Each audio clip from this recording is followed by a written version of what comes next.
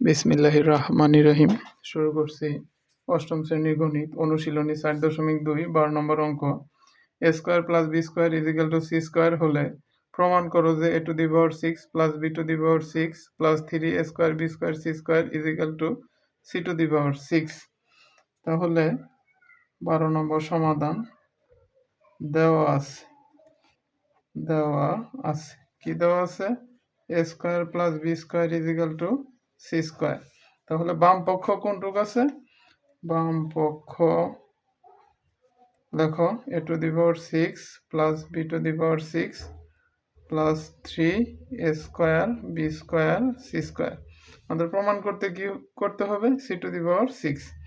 এখন দেখো a to the power 6 এ ভাঙান যায় না, a square whole cube plus সূত্র ফলানোর জন্য b square whole cube, a cube plus b কিউবের সূত্রের জন্য 3a square b square c square যা আছে তাই লিখলাম।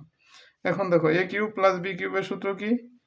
a plus b whole cube minus 3a b into a plus b, তারপর কি আছে plus 3a square b square c square সমান a স্কয়ার প্লাস b স্কয়ারের মান কত দেওয়া আছে? c স্কয়ার উপরে কি আছে? Whole to the power whole cube minus 3a square b square গুণন এই a স্কয়ার প্লাস b স্কয়ারের মান কত?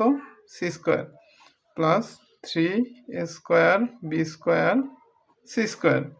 এখন দেখো c টু দি পাওয়ার 3 দুগুণে 6 c to the power 6 minus 3a square b square c square a plus 3a square b square a c square.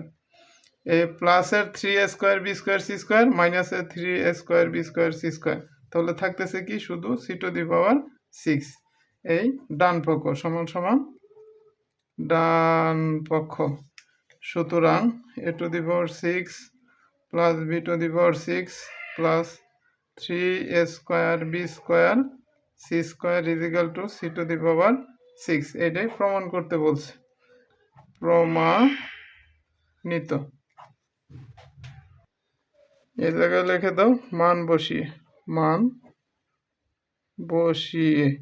2026 সালেও গণিতের সকল শ্রেণীর ভিডিও পেতে চাইলে আমার চ্যানেলটি সাবস্ক্রাইব করে রাখবে এবং আমার ফেসবুক পেজটি ফলো করে রাখবে। ধন্যবাদ।